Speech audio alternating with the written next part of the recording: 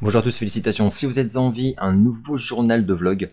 Et je commence immédiatement, sans attendre, par les trucs vus récemment. J'ai vu et subi en fait Candy Cane Lane, donc le film de Noël qu'on s'est vu infliger avec Eddie Murphy. Et j'étais même pas au courant de ce projet. Moi j'étais focalisé à balle sur le flic Beverly Hills 4. D'ailleurs je précise que moi j'ai surkiffé la bande-annonce. Voilà, j'ai vu qu'il y en a qui ont très peur. Moi, je suis ultra confiant. J'ai adoré la bande-annonce.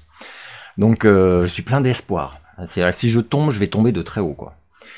Bref, donc en tout cas, ouais, Candy Cane Lane, je le sentais pas du tout, mais j'aime tellement Eddie que je l'ai lancé et c'était immonde, immonde. Je trouvais ça horrible, nul, mais oh merde. Donc, et c'est même pas drôle, quoi. Enfin, ça m'a pas fait rire.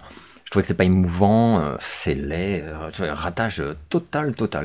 Bref, j'ai alors très différent. J'ai vu le Scorsese Killers of the Flower Moon que j'ai trouvé très bien, évidemment, j'ai envie de dire. Mais pour moi, c'est un Scorsese mineur, faut pas exagérer, mais je ne peux pas dire que ça m'ait bouleversé, je peux pas dire que j'ai été subjugué par le jeu de DiCaprio ou même de De Niro. Ils sont très bons, évidemment. DiCaprio est toujours excellent, quoi. Mais je ne sais pas. Voilà, je peux pas dire, je me suis pas ennuyé. Donc, enfin pas particulièrement. Donc voilà, pour un truc qui dure 3h30, c'est déjà une prouesse. Mais je peux pas dire que ce soit un film qui m'ait particulièrement séduit. Voilà, simplement. Et que mon opinion, évidemment. J'avais essayé de lancer, suite à quelques conseils malveillants, It's a Wonderful Knife, donc espèce de slasher humoristique de Noël également. Mais là, j'ai arrêté au bout d'un quart d'heure, je crois. Non, tellement c'était horrible, enfin tout ce que j'aime pas du tout, quoi. J'ai revu, alors là on passe sur un style un petit peu différent, j'ai revu le chef-d'œuvre ultime de Fincher, The Game. J'ai trop bien dit là. The Game, know what I mean? Et bah voilà, hein, ouais, ça reste vraiment, j'ose pas dire mon Fincher préféré, mais c'est vraiment dans mon top 3 de ouf, quoi. C'est ce film extraordinaire. Enfin pour moi c'est un régal de chaque seconde, quoi, mais vraiment, quoi. Ensuite j'ai vu le documentaire Netflix sur Fourniret, enfin sur son épouse plus exactement.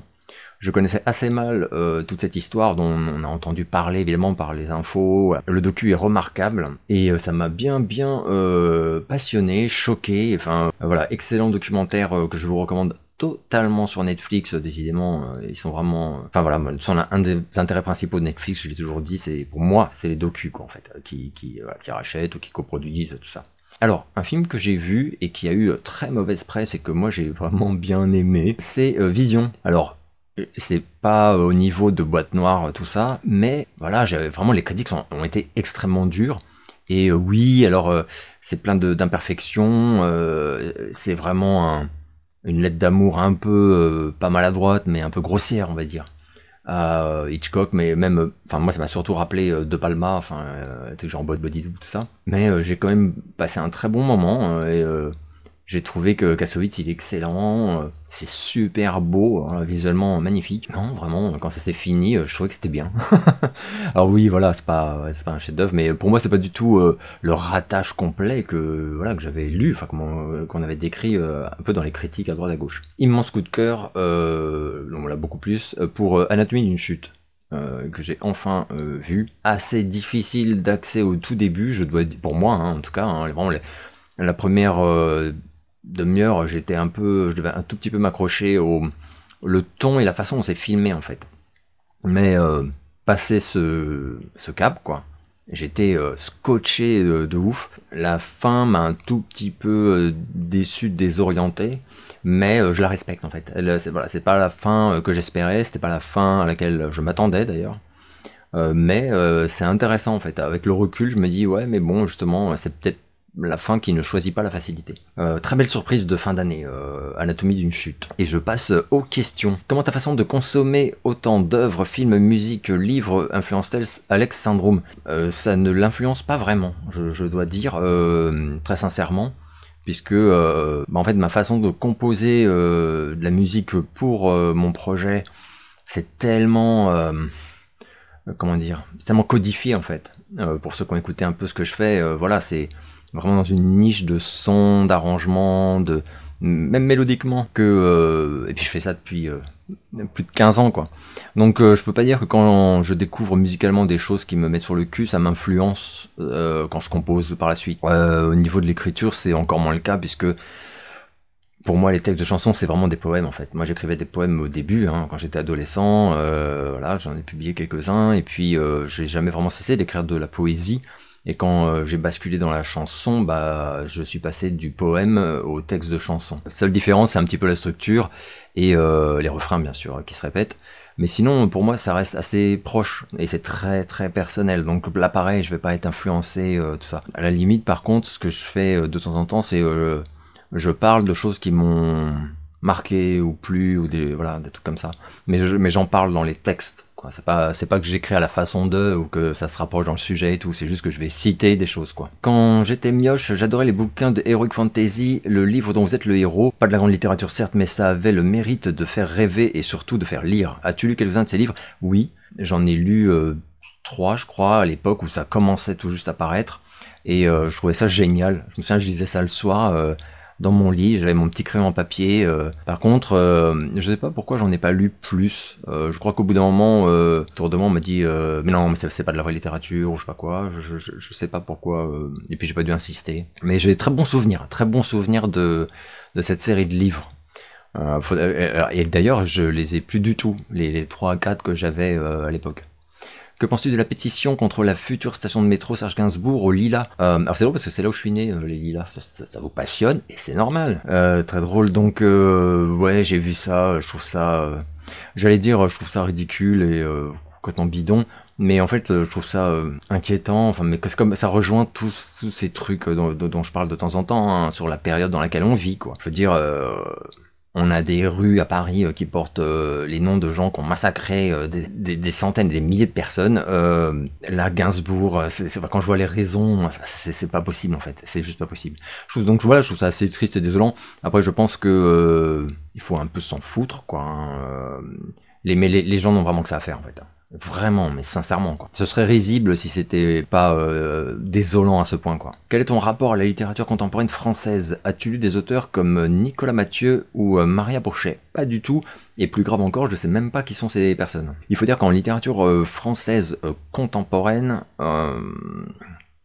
autant des auteurs français, j'en ai lu, dévoré, et j'en ai plein, quoi. Mais voilà, faut remonter assez loin dans le passé. Des contemporains, il y en a très peu, presque pas, à part évidemment Michel Houellebecq, dont je lis absolument tout, qui est pour moi un des plus grands écrivains vivants, même simplement, et qui se trouve être français, donc c'est cool. Mais sinon, un peu les écrivains à problème, enfin qui posent problème. Donc là, je vais me faire ultra mal voir. Mais par exemple, je suis très loin d'avoir tout lu de Yann Moix, mais le peu que j'ai lu m'a beaucoup plu. Alors après, voilà, personne ne prétend que c'est un écrivain médiocre. Il a remporté trop de prix littéraires pour ça, mais je sais qu'il est conspué, méprisé pour plein de casseroles et de conneries, et aussi pour des déclarations, enfin des positions qui sont totalement problématiques. Enfin voilà, mais moi les artistes problématiques, j'ai que ça dans mon bureau. Enfin, j'exagère, mais genre c'est pas un truc qui va me faire boycotter ou même dénoncer. Je ne sais pas. Enfin bon, dénoncer quand il y a une raison, oui, mais bon. Yann Moix, c'est quelqu'un que j'ai lu avant qu'il soit connu, hein, je tiens à préciser quand même. Donc tout début, mais vraiment, hein, tout début. Et puis après j'ai un peu lâché l'affaire, quand il est devenu un peu mainstream. Et après j'ai relu certains trucs, et à chaque fois j'ai trouvé que quand même il y avait une putain de plume. Et on m'avait fortement conseillé de lire Orléans, et j'ai fini par le lire l'année dernière, je crois. Et j'ai adoré. J'ai adoré ce livre. Donc voilà, maintenant c'est quelqu'un qui publie, c'est... trop, voilà, il y a trop de trucs, quoi. J'ai vu qu'il a encore sorti un truc de 1200 pages. Voilà, je suis pas un expert ni un fan, etc. À une époque, j'aimais beaucoup Frédéric Beigbeder également. Là, je suis également obligé de préciser que c'est à ses tout débuts, donc vraiment. Et mais voilà, par exemple, 99 francs avant que ça devienne un film. Moi, le bouquin, je l'avais lu évidemment, puis en plus j'étais dans la pub à l'époque. Et j'ai adoré, il a beaucoup de talent, une plume, machin, mais à la différence de Moix, peut-être, je trouve que le talent d'écriture de Beigbeder, c'est quand même délité de façon assez spectaculaire. Les dernières fois que j'ai feuilleté un peu ces bouquins, j'ai pas trouvé que c'était... Hormis le sujet, hein, c'est pas le problème, hein, je parle pas de la pensée de Beck BD, qui est aussi très compliqué, enfin qui est devenu très compliqué, mais vraiment juste le talent d'écriture. Le talent d'écriture. Là, bref, moi j'ai un peu lâché l'affaire en fait, parce que je trouve que non, ça ne suit plus du tout ses prétentions. Donc voilà, quand je vois que le mec se compare un peu à Bret Easton Ellis, ça me fait doucement rigoler. Et à part ça, non, je lis vraiment pas d'auteurs français contemporains. Que penses-tu du film King Kong de 76 et de sa suite? Alors la suite, j'en ai un souvenir assez flou, mais le King Kong de 76, je l'adore. Je crois que c'est mon préféré quand même. Parce que l'ambiance, la magie, il y a un truc dans ce film extraordinaire. Pour moi, dans le style, c'est une merveille de film. Connais-tu les artistes Steve Lacy et Yves Tumor? Alors, je ne connaissais pas, et je suis allé écouter suite à ton commentaire, ta question. Et j'ai beaucoup aimé Steve Lacy, beaucoup moins.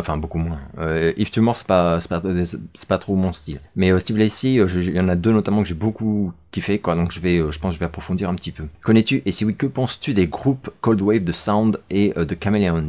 Alors je suis allé chercher parce que je vais un peu répondre à côté de ta question. Vraiment désolé. The Chameleons, j'aime pas trop. Je sais que c'est bien, hein, mais c'est vraiment pas du tout mon genre de Cold Wave, ouais. The Sound non plus. Par contre, j'adore The Sounds avec un S. Voilà, c'est un peu compliqué. The Sound sans S et The Sound avec un S. Et ça c'est vraiment un groupe que j'adore. Donc, et d'ailleurs, voilà, j'en ai pas mal en CD. Celui-ci, celui-là, c'est peut-être mon préféré. Et je vous recommande Abal, hein. Ah ouais, non, celui-là aussi. Ouais, c'est peut-être celui-là mon préféré. Et le dernier que je possède, il y en a eu un depuis encore, qui est pas mal, mais un peu moins bon. Celui-là, c'est un chef-d'œuvre. Celui-là, j'adore. C'est peut-être celui-là mon préféré. Oh, le running gag. Donc, The Sounds, j'adore. Mais c'est Cold Wave, on peut pas dire, mais c'est pop un peu new waveuse quand même, hein, effectivement. Mais pop rock, hein, c'est assez musclé, quoi. C'est vachement bien. Une chanteuse qui a une voix de dingue. Bref. J'ai pris une petite claque dans le museau avec Turbo Kid. L'as-tu vu? Oui, je l'ai vu et j'en avais fait une critique à l'époque. J'avais énormément aimé, même si j'ai préféré l'autre film de la bande Summer of 84, que je trouve génial. Après, j'ai beaucoup aimé Turbo Kid, mais je préfère l'autre. Ouais, quand tu vois les budgets, la claque dans le museau, c'est clair, notamment pour la réal, quoi. La réal, elle est dingue. As-tu déjà lu Bernanos? Et si oui, qu'en penses-tu? Oui, j'ai lu Bernanos, mais quand j'étais adolescent, j'avais beaucoup aimé. J'ai pas tout lu, parce qu'après, quand j'ai découvert plein d'autres auteurs, j'y suis jamais revenu. Donc voilà. Que penses-tu des Smiths? Je déteste les Smiths. Je déteste vraiment. Je supporte pas les Smiths. Alors, c'est pas parce que je suis fan de Cure. Genre, tu as choisi ton camp. Non, rien à voir, mais vraiment, j'aime pas du tout. C'est très particulier quand même. Hein. Voilà. Je comprends qu'on adore, hein, mais moi, ça passe pas du tout. Et Morrissey en solo, c'est presque pire. Enfin, voilà, Morrissey, je n'aime pas du tout. Mais immense respect. Enfin, voilà. Je ne dis pas que c'est pas bien. Hein. Je dis que moi, j'aime pas du tout. Parmi tous j'ai plein de potes qui adorent, hein, par contre. Parmi tous les voyages que tu as pu faire, quels sont ceux qui t'ont le plus marqué? Sans aucun doute celui aux États-Unis à 17 ans dont je vous ai longuement parlé. Après, un séjour en Israël quand j'avais 12 ans. Mon père, voilà, c'est un des séjours avec mon père. C'était même pas une semaine, je crois, une semaine peut-être. Mon père avait un tournage en Israël ou un truc comme ça, de pub donc. Et je suis parti avec lui. On était tous les deux. C'est peut-être même le seul séjour à l'étranger que j'ai fait seul avec mon père, sûrement même. Et on arrive à Jérusalem. Donc moi, j'avais aucune envie d'y aller, hein. Pas vous mentir, hein. 12 ans, est-ce que tu as envie d'aller en Israël? Une blague? Voilà, ça m'intéressait pas du tout. On arrive à Jérusalem et on va s'enregistrer dans un immense hôtel ultra luxueux où séjournait toute l'équipe de tournage. Donc là, je me souviens que c'était génial parce que je voyais, il y avait les petits frigos avec les cacahuètes, les petites bouteilles de Coca-Cola, t'as 12 ans, donc c'est génial. Et on sort au restaurant, donc le premier soir, hein. Donc on sort au restaurant. Et au moment de quitter, voilà, on dîne et tout, et au moment de sortir, on voit qu'il y a un peu un regroupement juste devant la porte du resto, quoi. Le temps qu'on arrive et qu'on constate qu'on peut pas sortir, on voit un mec torse nu, allongé sur le trottoir, qui pisse le sang, mais vraiment. Et bon, il est mort. Et donc voilà, ils discutent entre eux tous. Enfin bon, bref. Et mon père me dit regarde pas, tout, mais bon. C'est un peu tard. Ça dure un peu, finalement on nous fait un peu chevaucher le cadavre parce que il faut pas y toucher. mais voilà, les gens veulent sortir. Donc voilà. Et mon père, donc qui a un peu discuté avec des gens autour du corps, me répond le soir quand on rentre à l'hôtel. Je lui dis mais pourquoi le monsieur, ce qui s'est passé en fait? Il me dit ouais, c'est juste qu'il est juif et moi et la religion, j'ai envie de dire que ça fait 2, mais en fait ça fait 3 quoi. Et donc c'était vraiment comme s'il m'avait dit il est roux. Tu vois, du coup on l'a tué. C'était rock'n'roll et ça m'avait vraiment marqué parce que c'est la première fois que je voyais un cadavre, voilà, quelqu'un de mort sous mes yeux.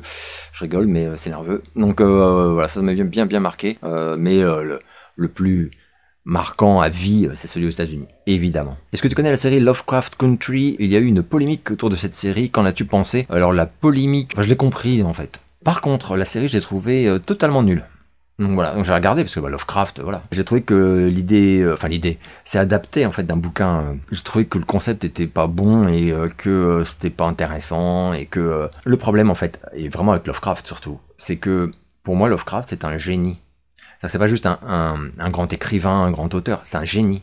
Il y a du génie dans l'écriture de Lovecraft. Donc pour moi tous ces auteurs, et il y en a eu énormément, et ça continue, qui écrivent en pillant, non, en hommage, en s'appropriant l'univers de Lovecraft et en singeant parfois un peu aussi une façon d'écrire et tout. Voilà, mais pour moi, c'est pas possible en fait. Donc après, la série aurait pu être bien, quoi. Moi, je trouvais que c'était nul. Enfin, voilà. Et je l'avais oublié, j'ai oublié son existence. C'est toi qui me le rappelle. Connais-tu la filmogo de Vincenzo Natali? Oui, pas très bien. J'avais vu Hunter, qui était pas mal du tout. Et je crois que mon préféré, c'est Dans les hautes herbes, l'adaptation de la longue nouvelle de Stephen King avec son fils Joe Hill. Et ça, j'avais trouvé que c'était vraiment très cool. As-tu vu Terreur aveugle avec Mia Farrow? Ouais, et j'avais adoré. Pourrais-tu nous en dire plus sur Philip Glass, ta passion pour sa musique, les albums qui t'ont marqué, l'impact de sa musique sur les films? Ah ouais, mais là, faudrait que je fasse une petite vidéo spéciale Philip Glass. Philip Glass, j'ai découvert... il y a vraiment longtemps, hein, je sais plus trop quand, comment. En fait, Philip Glass, c'est le compositeur de BO de film, où en fait j'oublie le film tellement la BO comment dire, me donne le frisson en fait. C'est vraiment, Philip Glass, il me donne le frisson, tellement c'est beau. Donc Mishima par exemple, j'ai beaucoup aimé le film, Mishima, mais le disque de Philip Glass, il est d'une qualité qui surpasse énormément le film. Idem pour Kundun, j'aime beaucoup ce film, énormément même. Mais la BO, c'est 5 sur 5, quoi. Enfin, je sais pas. Pour moi, c'est vraiment Philip Glass, un des plus grands compositeurs contemporains, quoi. Et idem pour Candyman, d'ailleurs. Candyman, j'aime beaucoup Candyman, hein, le film original, bien sûr, pas le remake moisi. Enfin, qui était pas vraiment un remake, d'ailleurs. Une suite plutôt. La BO de Candyman par Philip Glass qu'on a attendu des années d'ailleurs, c'est une honte. Moi la BO de Candyman elle me fait plus peur que le film en fait. La BO me fait peur. Enfin, les chants, waouh, c'est somptueux.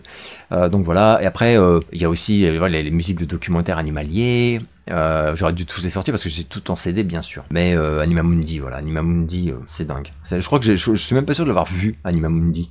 Par contre l'album j'ai écouté mais des centaines de fois, quoi. Je le connais par cœur. Voilà, et puis les opéras. Alors moi, mon opéra préféré, c'est Akhenaton, qu'à une époque, j'écoutais religieusement en boucle pendant que j'écrivais. À l'époque où j'écrivais, tous les soirs. Qui est pour moi un des plus beaux opéras que je connaisse par rapport à mes goûts personnels, hein, bien évidemment. Donc voilà, en gros, pour faire un peu rapide, quoi. Je crois que je ne t'ai jamais entendu parler de Georges Brassens. Que penses-tu de son œuvre? Je ne déteste pas Georges Brassens. Évidemment, en plus on lui doit énormément parce qu'il a quand même, enfoncé des portes quant à la liberté de ton de la chanson française et bref. Par contre, le catalogue de Brassens, j'aime rien, quoi. J'aime rien du tout parce que je déteste sa façon de chanter. Voilà, je déteste, c'est artistique, hein, donc je sais plus qui l'autre jour m'a reproché d'avoir dit que j'aimais pas la voix du chanteur de Midnight Oil. Oh merde, qu'est-ce que ça m'a fait rire. Mais enfin, sous-entendu, tu n'y connais rien en musique. Enfin, je pense que c'est quelqu'un de très jeune pour parler comme ça.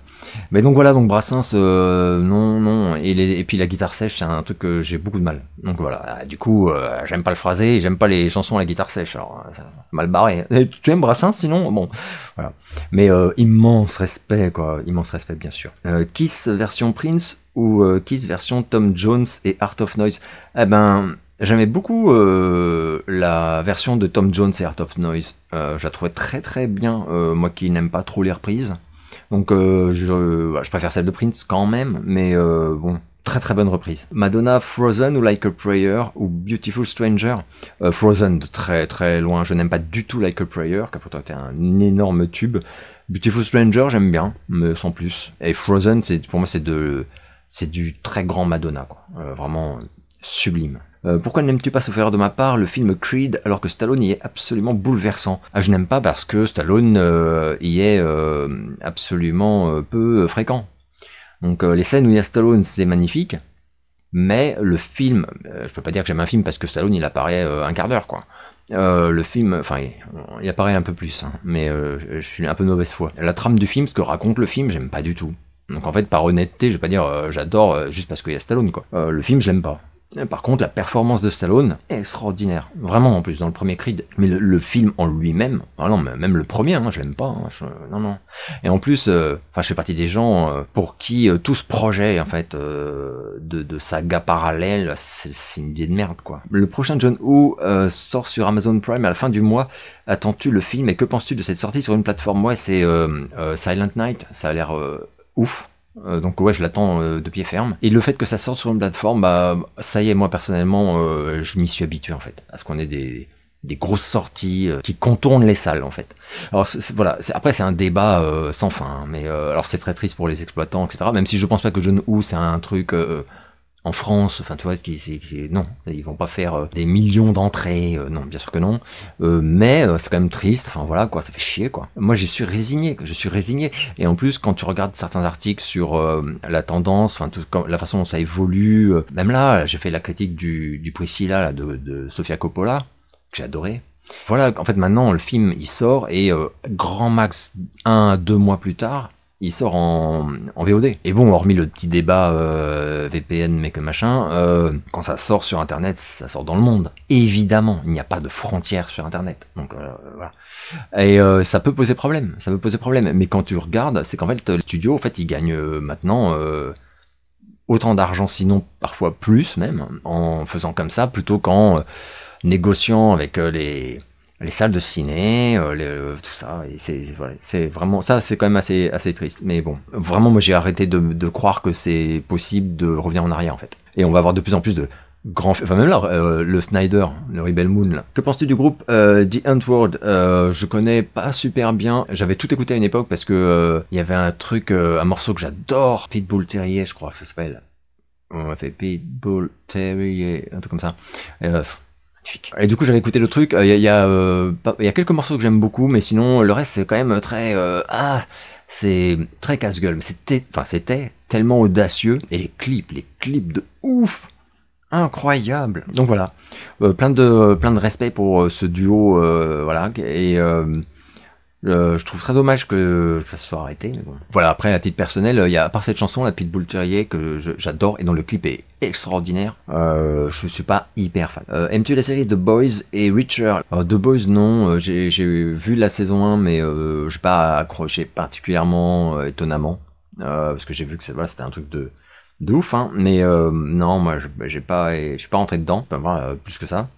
Et Reacher, par contre, j'adorais. Et je m'y attendais pas du tout. Et j'en avais parlé à l'époque de la première saison, là on va avoir la deuxième bientôt apparemment. Et j'espérais vraiment qu'on ait une saison 2 parce que j'ai trouvé que c'était génial et que le mec jouait bien mieux que ce à quoi je m'attendais, que c'était bien mieux écrit, la réal est cool. J'ai beaucoup aimé l'ambiance. Ah, il y a un côté années 90, enfin je sais pas, mais j'aime beaucoup. Donc là, ça, j'ai vraiment très hâte de regarder la saison 2, par exemple, de Witcher. Tu préfères La Femme ou l'Impératrice? Donc, il s'agit des groupes français. Si c'est La Femme comme moi, comment classeras-tu ces albums? Alors, par contre, je ne suis fan d'aucun des deux. Je connais, mais l'Impératrice, pas du tout. Vraiment, j'aime pas. Enfin, j'ai entendu 3-4 chansons. C'est pas du tout, voilà, mon truc. La Femme, il y a des morceaux qui sont vraiment excellents, même si là aussi, c'est pas... Voilà, j'ai jamais eu de coup de cœur au point d'acheter un album ou d'écouter...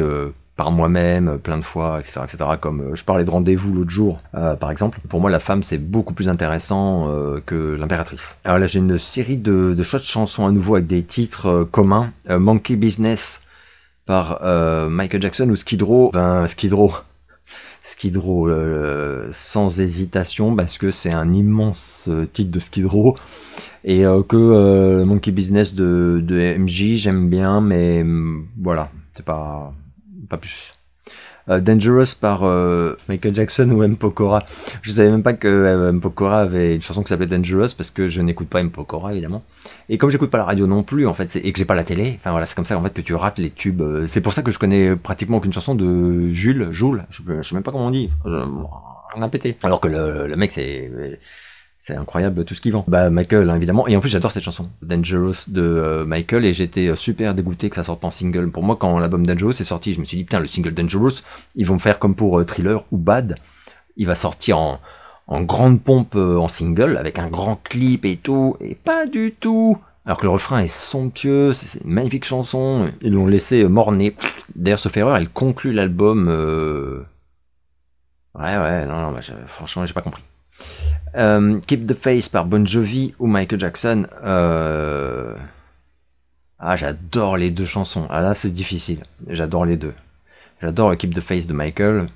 Très belle chanson. Je suis fan à mort de Keep the Faith de Bon Jovi. Je vais peut-être dire Bon Jovi. Ah là, putain, mais le fan en mousse de Michael, quoi. C'est un traître. Heaven Can Wait par Sandra ou Michael Jackson. J'aime beaucoup Sandra. Enfin, j'aimais beaucoup les tubes. In the Hill of the Night, tout ça, Maria Magdalena, tout ça. Mais vraiment, hein. Et je crois qu'elle avait une super belle voix. Bref. Mais bon. Donc c'est une très chouette chanson, la chanson de Sandra. Mais je préfère 1000 fois celle de Michael. Girlfriend par NSYNC ou MJ. Alors là, je vois lesquelles c'est les deux. Évidemment, de très loin. Celle d'MJ. Ghost par Bruce Springsteen ou Michael Jackson. J'aime beaucoup la chanson de Springsteen, mais je préfère celle de Michael. Heartbreaker par Pat Benatar ou Michael Jackson. Alors là, j'avoue que Pat Benatar, de ouf. Et d'ailleurs, sur l'album de Dolly Parton, il y a une reprise en duo avec Pat Benatar de Heartbreaker. Bref, alors que le Heartbreaker de Michael sur Invincible, là, ça fait partie des titres où quand j'écoutais, je me disais, il n'y a pas de magie, quoi. Il se passe rien. Et même les rythmiques tellement datés de l'époque, qui étaient à la mode à l'époque, ah, ça passe plus du tout. Alors moi, en plus, vraiment, cet album Invincible, plus le temps passe, moins ça passe. Enfin, moins ça le fait, quoi. Il a hyper mal vieilli, je trouve, hein, dans les arrangements. Oh, c'est daté. Aïe. Des fois, les structures des chansons sont intéressantes. Tu te dis, en fait, avec des arrangements un peu plus neutres, ça aurait pu donner des titres vraiment bons. Mais là, les Pumchak qui étaient à la mode à l'époque, même le son, enfin, ça manque de basse, enfin, c'est pas bon, j'aime pas du tout. Scream par Wasp ou Michael featuring Janet Jackson, bien sûr. Non, là, Scream par Michael et Janet, j'aime beaucoup la chanson Scream de Wasp. Mais le duo avec Janet, il était énorme, et en plus c'est tellement magique. Moi, je me souviens quand c'est sorti, le clip il passait en boucle. Oh putain, c'était génial. Et c'était vraiment tous les deux au top. Et puis ce clip... complètement épuré, enfin il est tellement androgyne en fait, quoi. On dirait une créature incroyable avec ses cheveux hyper longs, et elle est, enfin les deux ils sont assez agressifs, hein, c'était génial. Et le mélange des voix, de toute façon la voix de Janet extraordinaire. Donc bataille perdue d'avance, mais pour le plaisir, Given to Me par Bananarama ou Michael. Ah ouais, non là ouais, c'est sûr, Bananarama j'ai jamais été fan en plus. Et Given to Me, j'aime beaucoup cette chanson de Michael avec Slash à la guitare. Et qui d'ailleurs s'inspire, s'inspire, j'en sais rien, mais elle ressemble étonnamment dans sa ligne mélodique, à une chanson du groupe Dokken pour les fans de heavy metal. Mais vraiment, il y a des accords, c'est exactement les mêmes, quoi. Et c'est des accords assez étonnants. Et donc voilà, ouais, j'adore Give It To Me de Michael Jackson. Et voilà, et je passe aux 10 questions de Rudy, qui est de retour. Quel est pour toi l'album de MJ le plus timeless, c'est-à-dire celui qui est le plus difficile à dater et qui continuera à bien vieillir? Alors c'est pas Invincible, hein, comme voilà, je viens de dire, qui a horriblement mal vieilli pour moi. Je mets vraiment de côté mes préférences personnelles, quoi. Je pense que celui qui vraiment ne peut plus vieillir, enfin ne vieillit pas, sincèrement, hein, c'est Thriller. C'est Thriller, et par exemple quand on regarde le docu Thriller 40 là dont j'ai parlé avec l'ami John Ali, on réalise que oui, en effet, mais même dans les sons, les arrangements, c'est d'une modernité, c'est vraiment fou. Donc parce que c'est revenu, parce qu'on est aussi dans un cycle où on revient à des arrangements comme ça. Et moi, pour moi, Thriller voilà, c'est la l'élite, quoi. Il ne prendra jamais une ride, mais vraiment.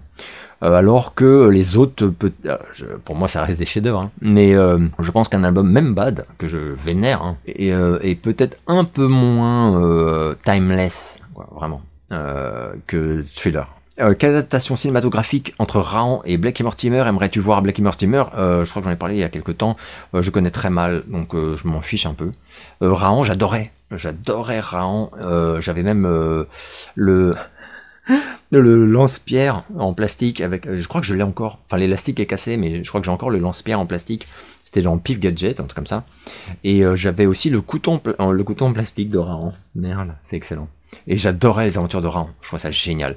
Et quand il y a eu le projet de film Raon par Gans, j'étais fou de joie. Et je me suis toujours pas remis que ce soit tombé à l'eau parce qu'il n'a pas eu le financement. Ah là, Christophe Gans, moi c'est vraiment ça, un sentiment de gâchis. Voilà, les années passent, on le laisse pas faire les films qu'il aimerait faire et ça fait chier, quoi. Timbaland ou Pharrell Williams? Pharrell Williams. Ouais, si, Pharrell Williams, c'est sûr. Quel est le premier concert que tu as vu gamin? Moi, c'était Carlos. Alors, le premier concert que j'ai vu gamin, mais j'en ai aucun souvenir, hein. Donc, je sais que ça a eu lieu, mais voilà. Enfin, j'ai un souvenir très très très flou, quoi. C'était Téléphone, le groupe Téléphone. Donc là, j'étais vraiment très très petit, hein. Et c'était au tout début de Téléphone, et c'était en vérité dans un, je sais même plus dans quelle ville, dans un café-bar qui faisait salle de concert en même temps, et où on m'avait traîné, je crois que c'est mon père qui m'avait traîné parce que c'était un week-end où j'étais avec lui ou un truc comme ça, je ne sais pas du tout comment ça se fait, mais je me souviens qu'après plus tard il en avait reparlé et que j'étais là et que je me souvenais d'avoir été là, donc ça va bon.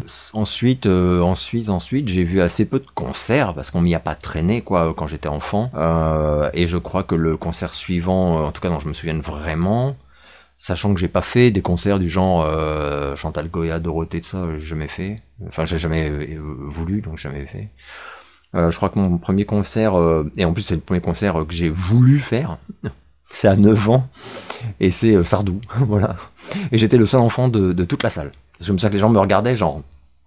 Voilà. Parce qu'ils croyaient qu'en fait c'était parce que j'étais là avec ma grande sœur qui m'accompagnait, parce que j'étais évidemment trop petit, à 9 ans j'y allais pas seul. Et les gens pensaient que j'accompagnais ma sœur, et en fait ma sœur du coup disait non mais c'est moi qui l'accompagne, lui, c'est lui le fan en fait. Ah merde, c'est drôle. Donc les gens étaient morts de rire évidemment. Enfin il y en a qui étaient un peu choqués, genre 9 ans. Quels sont, c'est une autre époque, hein. Team Jean-Michel Jarre ou Céron? Céron de ouf. Même si je suis pas ultra fan de Céron, Jean-Michel Jarre, je sais tout ce qu'on lui doit, hein, sincèrement. Même s'il est devenu un peu une caricature de lui-même. Mais même les grands tubes de Jean-Michel Jarre, j'ai jamais écouté, ça m'a jamais vraiment parlé. Alors que les tubes de Céron, les collabs, enfin, c'est pas possible, quoi. Et puis à l'international, on lui doit beaucoup plus, je trouve, à Céron, quoi. Et en plus, il vieillit assez bien, enfin, c'est un mec qui reste assez actif, alors qu'il pourrait tout à fait se reposer sur ses lauriers, et il fait des trucs parfois assez intéressants, quoi, je trouve, encore, Céron. Quelles sont pour toi les 2 décennies les plus sexy, sensuelles, sexuelles, tout genre confondu, culturellement, musicalement, esthétiquement, etc., etc. Enfin, après, ça se rejoint un petit peu, du coup, sexy, en fait, pour moi, regroupe un peu tout ça. Je saurais pas très bien, les 2 décennies. Moi, je vais te sortir les années 80, t'as vu à qui tu parles, mais sincèrement en plus, pour moi, ouais, les années 80, mais après tu vas me dire, oui, mais pourquoi? Alors moi, les années 80, parce que, en termes d'expression, en fait, de la sensualité, ou de tout ce qui pouvait être sexy, vraiment, à travers l'art, donc c'est en musique, mais même dans la publicité, par exemple, des années 80, les publicités dans la presse, et tout comme ça. Alors on va me dire, ouais, mais c'est parce qu'il y avait pas mal de misogynie, de trucs comme ça, décomplexés, et oui, c'est sûr. Mais du coup, on avait des visuels où les femmes sensuelles étaient très mises en valeur, et ça pouvait être des pubs pour des trucs qui avaient rien à voir. Je me souviens de pubs pour des Walkman Sony qui passeraient plus du tout aujourd'hui, quoi. Enfin, même pour d'autres produits, des voitures et tout comme ça, bref.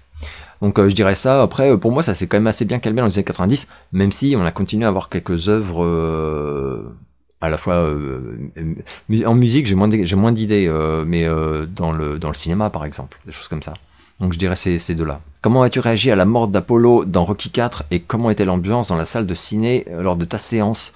Alors c'est drôle parce que j'y avais plus jamais repensé, mais quand j'ai lu ta question, ça m'est revenu comme un mémoire photographique, quoi. Je me suis souvenu que, aussi fou que ça puisse paraître, parce qu'on avait lu tout ce qu'on pouvait trouver sur Rocky IV, dans la presse donc, je me souviens que quand il meurt, en fait, la salle a été choquée. C'est-à-dire qu'en fait, on s'était, comme on dirait aujourd'hui, on ne s'était pas fait spoiler. On n'était pas au courant. Et le choc, quoi. Parce que moi, je me disais, non, mais il est dans le coma, mais il va se réveiller, enfin... Et la scène de l'enterrement et tout, mais... Donc je me souviens que il y avait une espèce de sidération dans la salle. En plus la salle était blindée, c'était au cinéma de convention, je me souviens. Je sais plus si c'était le UGC ou le Gaumont, ils se faisaient face. C'était il y a eu vraiment un moment de sidération dans toute la salle, quoi. Et je me souviens aussi très bien de la fin du film, où les gens étaient vraiment... les gens n'étaient pas debout, mais c'était très... ça parlait beaucoup, parce que les gens étaient complètement enivrés et galvanisés, voilà, pardon. Galvanisés par le final de Rocky IV. Le combat complètement dingue. Avec la musique en plus, oh là là. Bref. Ah oui, d'ailleurs, l'autre jour, il y a un mec qui m'a dit tu devrais t'excuser pour tout ce que tu as dit sur la Director's Cut de Rocky IV. Je m'excuse de penser que c'est nul. Team Basquiat ou Team Dali Dali. J'adore Dali, j'adore Dali. J'ai adoré, même gamin, j'adorais en fait, sans savoir que c'est vachement bien, etc. Et par la suite, vraiment, je adorais. J'avais des bouquins sur Dali que j'ai perdu, mais des beaux livres d'art, voilà. Le Basquiat, j'ai jamais aimé. J'aime pas du tout. Mais pourtant, il est super à la mode. Enfin, ça fait 20 ans qu'il est à la mode, mais je m'y suis penché à une époque et vraiment, son œuvre ne me parle pas du tout. Voilà. Team Jesus and Mary Chain ou Team New Suede. Jesus and Mary Chain, oui, si, sans l'ombre d'un doute. Je réfléchis un peu, mais ouais, c'est clair. Non, c'est sûr. Et quel livre de Houellebecq aimerais-tu voir adapté au cinéma? Alors pour moi, les livres de Houellebecq, c'est vraiment, c'est très compliqué. Enfin, c'est pas compliqué du coup, mais c'est vraiment des livres qui, je pense, sont difficilement adaptables au cinéma sans tout perdre en fait et devenir des films chiants. Parce que Houellebecq, souvent, ce qu'il décrit ou ce qu'il raconte, c'est pas passionnant. Ce qui est passionnant, fascinant, etc., c'est son écriture. C'est réellement le ton, tout, mais c'est un ton d'écriture. Du coup, moi, j'ai aucun livre de Houellebecq où je souhaiterais, par exemple, tu vois, qu'il soit adapté à l'écran. Aucun. Vraiment, je suis sûr que ce serait que des déceptions, même vraiment ceux que j'adore et tout, parce que je les adore en tant que livre, vraiment en tant que livre. C'est un peu différent avec Bret Easton Ellis par exemple, puisque Bret Easton Ellis, il y a quand même un truc, tu vois, quand il y avait le projet d'adapter à l'écran Glamorama, et sauf erreur, mais je suis quasi sûr de moi, c'était David Fincher qui voulait l'adapter, c'est tombé à l'eau. Et ben, par rapport à l'histoire de Glamorama, je pense que ça aurait pu être un truc de dingue, mais vraiment de dingue. Donc bon, voilà, mais c'est propre à, voilà, c'est pas pour Houellebecq. Et c'était la dernière question, donc je vais m'arrêter là, et je vous donne rendez-vous très bientôt pour une prochaine vidéo.